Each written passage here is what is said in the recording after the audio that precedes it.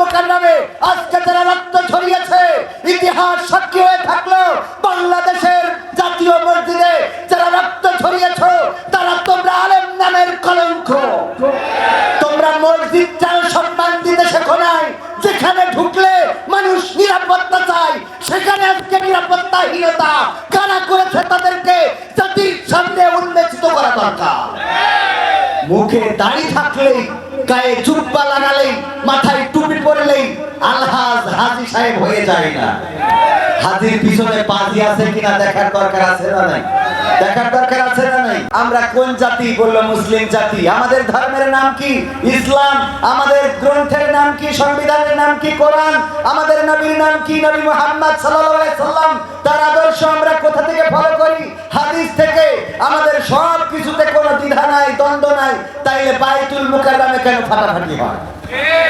ঠিক না ঠিক? আমাদের তো রাসূল এক, আল্লাহ এক, কোরআন এক, হাদিস এক, সব এক। তাহলে বাইতুল মুকাররমে আজকে